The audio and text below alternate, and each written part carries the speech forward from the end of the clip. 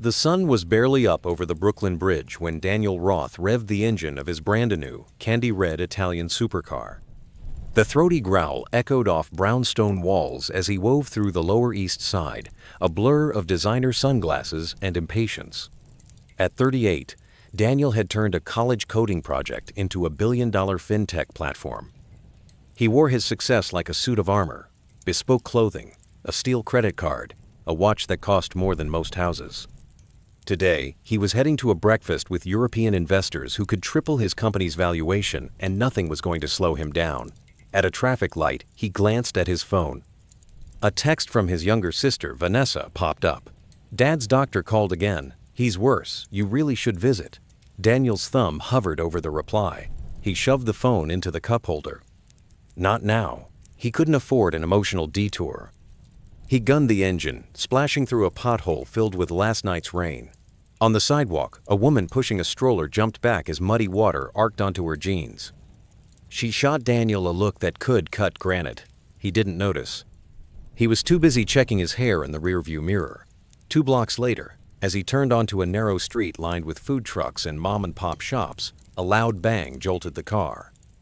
The dashboard lit up like a Christmas tree. The engine sputtered and died. The steering locked. Daniel cursed and wrestled the wheel, guiding the car to the curb. Steam hissed from under the hood. He slammed his palm against it. "You have got to be kidding me." People on the sidewalk slowed to stare. A group of teenagers pulled out their phones. From behind a turquoise food truck painted with giant avocados emerged a woman in her early 30s wearing oil-stained overalls and a Yankees cap. She wiped her hands on a rag and approached. "Looks like you busted a coolant hose," she said, peering at the puddle forming beneath the car. "You probably cracked your radiator when you hit that pothole." Daniel looked her up and down, taking in the grease smudged on her cheek. "I'll call a tow truck," he snapped. "This isn't something you fix with duct tape." She crossed her arms. "Suit yourself, but by the time a tow truck gets down here, your engine block will warp. I could patch it enough to get you to a garage." Daniel scoffed. "And what do you know? Let me guess you change oil between making tacos." A few passers-by murmured disapproval. The woman's jaw tightened. "Actually, I have a degree in automotive engineering and used to design prototypes for luxury cars. The recession shut down our lab. Now I run a food truck to pay the bills. People call me Rena." He snorted. "Right, and I'm Elon Musk." He popped the hood and was immediately engulfed by a cloud of steam. He yelped and jumped back. Rena fought a smile and handed him a pair of gloves. "Engine's still hot," she said. "Here, let me." She propped the hood open with a metal rod and peered inside with the practiced eye of someone who understood machinery like others understand language. "Yep, radiator hose ruptured. Also," she reached in, flicked a finger against a belt, and frowned. "Your serpentine belt's frayed. Hit another hole like that, and it's going to snap." Daniel felt his stomach twist. He imagined explaining to the investors why he missed breakfast. "Fine, patch it, but don't scratch the paint." Rena hid her smirk and disappeared behind her truck, returning with a toolbox and a roll of high-temperature tape. As she worked, she chatted with the man inside the food truck, who handed out breakfast burritos through a window. "Carlos, can you pass me the clamps?" she called. A tattooed hand extended a bag of metal clips.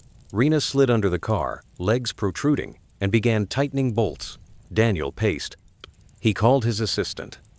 "I need you to reschedule the meeting," he hissed. "Tell them I have a mechanical issue." He could hear his assistant's frantic typing. "They're boarding a flight in an hour," she replied. "They said if you're not there by 8, we'll have to wait until next quarter."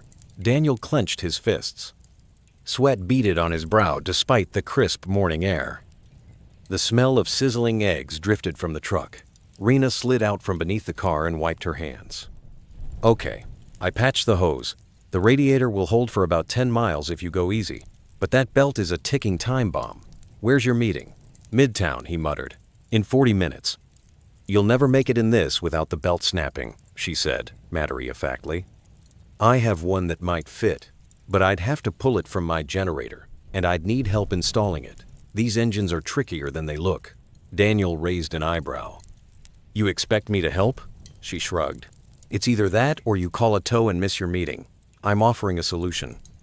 If you're enjoying this story of hubris meeting humility, Take a second to hit that subscribe button. What happens next will surprise you and teach a valuable lesson about looking beyond appearances. Grudgingly, Daniel rolled up his sleeves. Fine. Show me. Rena handed him a wrench and pointed out the bolts to loosen. He fumbled, his manicured fingers clumsy compared to her sure grip. She guided his hands, explaining each step, how tensioners work, why precision matters. Cars are like people, she said, tightening a bolt. They have systems that rely on each other. You ignore one, the whole thing suffers. As they worked side by side, Daniel's frustration shifted from his car to himself. Here he was a man who could move millions with a click, struggling to hold a wrench. Rena's hands, though smaller, were steady and strong, her brow furrowed in concentration. A thin chain around her neck glinted when the sun hit it. Dangling from it was a ring plain silver with an engraving he couldn't quite see. "You're good at this," Daniel admitted begrudgingly. Rena shrugged. "My dad taught me." He was a mechanic in the Bronx. He used to say, "Always listen to the engine. It'll tell you what's wrong if you're patient." When I went to college, he pawned his wedding ring to pay for my books. After he died, my mom gave me this ring to remind me of the sacrifices he made. She touched the chain. Turns out, you don't always need a fancy lab. Sometimes a food truck and a toolbox keep you closer to your roots. Daniel felt a pang of recognition. The ring looked eerily familiar. It had a groove down the middle and tiny initials on the inside. He leaned closer. "May I see that?" She hesitated, then lifted the ring for him to examine. Inside, etched in tiny script, were the letters DR. His heartbeat faltered. He had commissioned a ring like this when he was 12, a gift for his father on Father's Day. DR, for David Roth. He'd saved his allowance for months. His father had worn it every day until it vanished when Daniel was 17 and their family imploded under the weight of his father's affair. His mother had thrown the man out, and Daniel had vowed never to speak to him again. The last time he saw the ring was on the bathroom counter next to divorce papers. "What does DR stand for?" he asked, his voice barely above a whisper. Rena frowned. "David Rodriguez, my father. He worked at Roth Motors before the plant closed. He never said where he got the ring, just that a kid with big dreams gave it to a man who didn't deserve it." She tilted her head. "Why?" Daniel's knees suddenly felt weak. He stepped back and braced himself against the car, his throat closed. Could it be? "My father's name is David Roth," he said. "He was an executive at Roth Motors. He wore a ring exactly like this. He disappeared after the divorce. I haven't seen him in 20 years. Rena's eyes widened. "Wait, you're Daniel Roth? The tech guy?" "My dad used to talk about a young Daniel. He said the boy used to sit in the garage asking questions about carburetors. He mentioned that the boy's father left the family for another woman. My mom's name is Anna. She used to clean offices at Roth Motors. She had me right after my dad lost his job. He always said there was more to the story, but he didn't want to make me angry." She took a step back, connecting dots. "Are we?" The world around Daniel blurred. The sound of sizzling bacon faded. Memories flooded back. Afternoons in his father's shop, the smell of motor oil, a woman with laughing brown eyes bringing sandwiches, the heated arguments between his parents, the slam of a door. "Your dad's last name is Rodriguez," he murmured. "My dad is Roth, but his mother's maiden name was Rodriguez. He used it when he cut ties with us and started over." If you believe fate can bring long-lost families together in the most unexpected ways, smash the like button and leave a comment. Your support helps us tell more incredible stories like this one. Rena sank onto the curb, her face pale. "Are you saying your dad had a family with my mom?" Daniel swallowed the lump in his throat. "It looks that way." He laughed bitterly. "No wonder he never answered Vanessa's calls. He was probably at your soccer games." For a long moment they sat in stunned silence, the engine idling between them. Carlos leaned out of the food truck, eyebrows raised. "Everything okay?" Rena nodded numbly. "Yeah, just life." Daniel covered his face with his hands. The investor meeting, the car, his polished image, it all felt trivial compared to the revelations settling over him like thick smoke. The anger he'd held toward his father for decades curdled into something else. Grief? Confusion? A strange sense of kinship with the woman who had been, unknown to him, living parallel to his life across town. What happened to him? Rena whispered. Your father? He had a stroke a month ago, Daniel said, staring at the cracked asphalt. Vanessa has been begging me to visit. I kept putting it off. I didn't want to forgive him. He laughed, but it came out as a sob. Now, maybe I owe it to myself to hear his side, and to let him know he has another daughter if he didn't tell you himself. Rena bit her lip. He died 3 years ago, she said softly. Heart attack. He collapsed in our kitchen. We couldn't afford the ambulance. He died before they arrived. He left me this ring and stories about a boy who loved engines. He said he hoped that boy would become a good man. The words hit Daniel like a blow. He doubled over, tears burning his eyes. Passersby glanced over, unsure whether to offer comfort. Rena placed a grease-stained hand on his shoulder. I'm sorry, she murmured. I didn't know. For several minutes they sat together, two strangers bound by a father's secrets. Carlos silently handed them paper towels through the truck window. A teenager on a bike stopped to ask if they needed help. Rena waved him off with a small smile. Finally, Daniel wiped his face and took a deep breath. I've been driving through life like it's a highway with no stops, thinking money makes the road smooth, he said. Turns out I hit a pothole and found a sister. Rena laughed through her tears. And I found out my dad had a whole other life, and that the jerk who splashed me with muddy water might pay for my food truck permit this month. Daniel managed a weak smile. Deal. What do you say we get this belt on and get me to Midtown? After that, I want to come back here and talk more. About our dad.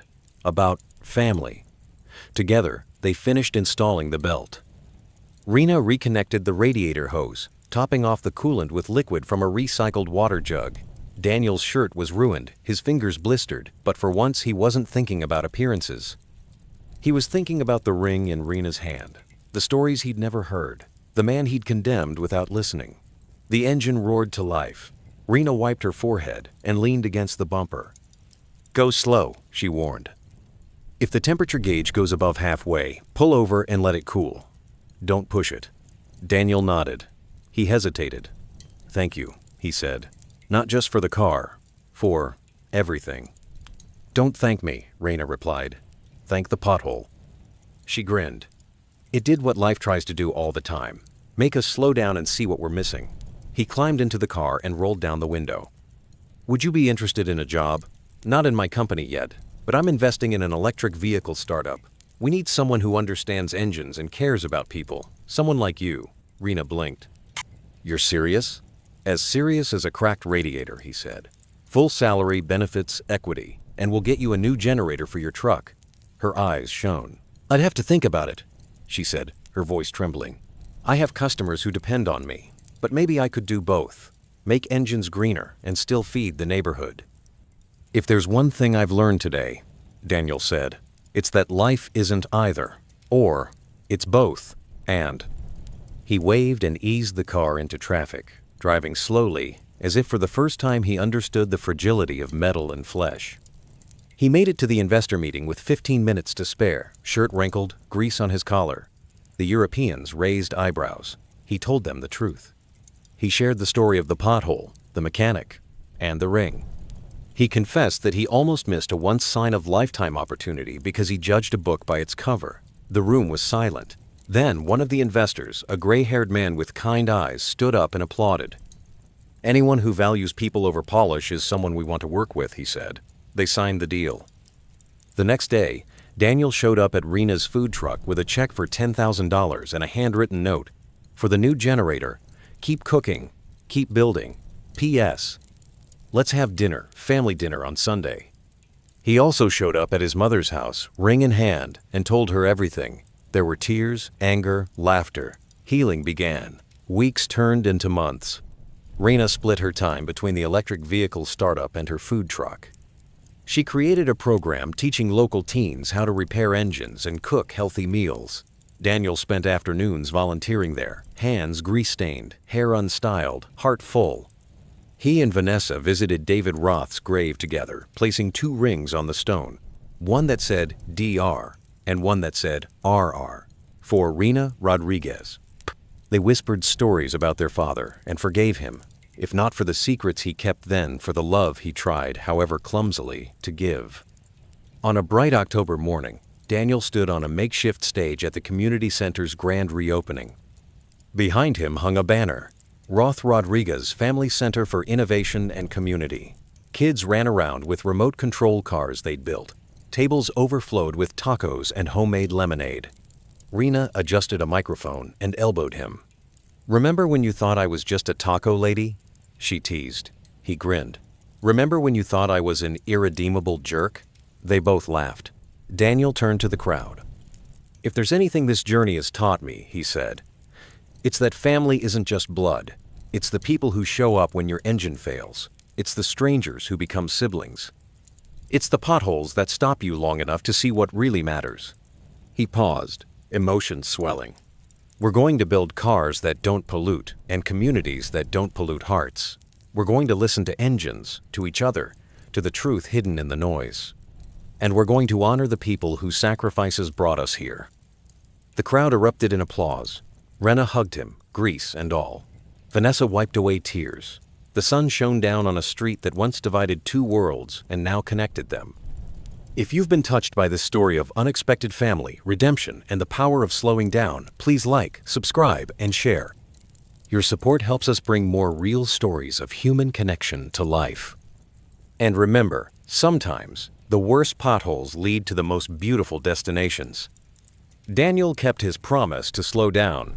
On Sundays, he could be found not in boardrooms but in the garage of the family center, knees dusty, teaching 8-year-olds how to change bike tires. He told them stories about algorithms and axles with equal enthusiasm. He learned to dice onions without Googling it. He even discovered that he loved old Motown records, which Rena's mom played while they prepped cilantro and marinated pork. The electric vehicle startup thrived under Rena's influence. She insisted on designing engines that could be repaired by everyday people, not just dealership technicians. Accessibility is sustainability, she argued in meetings. Investors frowned at first. Complexity meant profit. But then consumer surveys showed that drivers cared as much about affordability and ethics as they did about horsepower. The company's marketing campaign featuring Rena leaning under a hood alongside local teens went viral. Orders flooded in. Daniel watched Rena on morning talk shows explaining torque curves and tortilla recipes in the same breath, and he felt nothing but pride. Vanessa left her job in real estate to manage the community center. She created an archive where anyone could record oral histories about Brooklyn's working-class neighborhoods. She also started a support group for children of absentee parents. Hearing other kids say, "My dad doesn't come to my games either," was both heartbreaking and healing. She invited Daniel to speak at the first meeting. He told them about the years he spent outrunning his own heart, and the day a stranger with a wrench brought him to a screeching halt. In the spring, Rena received an email from a manufacturing professor at her alma mater. "Your story inspired me to revise my curriculum to include community engagement," he wrote. "Would you consider guest lecturing?" She accepted. Standing at the lectern, she looked out at rows of bright faces and told them that the future of engineering wasn't just about efficiency but empathy. "If you design a product without understanding who uses it," she said, "you're designing failure." Students lined up afterward, some with tears in their eyes, to thank her for being a role model who looked like them. One autumn afternoon, Daniel and Rena visited their father's old shop, now boarded up. Graffiti covered the corrugated metal door, vibrant murals of gears and hearts. A neighbor recognized them and approached. "We wondered what happened to the guy who always tinkered and talked about his kids like they were superheroes," she said. "He was proud of you. You know, both of you. Even if he didn't always know how to show it." They stood together in silence, smelling the faint memory of gasoline and ghost laughter. Daniel imagined his father's hands guiding his own on a wrench, felt the missed birthdays like loose bolts he could no longer tighten, and finally forgave himself for being angry so long. The siblings' lives were busy but grounded. They met on Thursdays for lunch at the food truck, no matter what deals were on the table. They brought their mother and Anna together to share recipes and memories. The two women sat under a flickering strand of fairy lights, laughing at how stubborn their children were. "At least they're stubborn for good things now," Anna quipped, ladling salsa into a bowl. On the anniversary of their father's death, Daniel and Rena invited everyone who had been part of their journey to a memorial car show. Dozens of vintage cars and shiny new electric models lined the block. Kids with grease-stained cheeks ran between them, parents trailing behind. Daniel unveiled a cherry-red convertible with a plaque, "For David Roth, who taught us to dream and to forgive." Tears shimmered in the sunlight as Rena told the crowd about a man who made mistakes but also made two brilliant, stubborn children who turned those mistakes into something beautiful. After the speeches, Carlos wheeled out a cake shaped like a tiny engine. Someone put on a Motown song. Daniel danced with his mother for the first time since his wedding day. Vanessa twirled under strings of lights. Rena clapped off beat and laughed at herself. For a moment, grief, regret, joy, and hope mingled like the flavors in Anna's mole sauce, bittersweet, complex, unforgettable. As the evening wound down, Daniel took the microphone one last time. "Thank you," he said, voice thick, "for showing me that the road to success isn't a straight line. It's full of detours and potholes and unexpected stops where we meet the people who change us. I hope you'll remember that when your life veers off course. Slow down. Look around.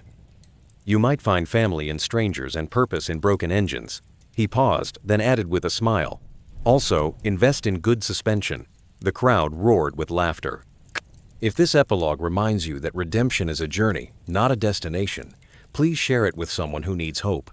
And don't forget to subscribe. Our community is built on stories real, raw, uplifting, and with your support, we can keep telling them.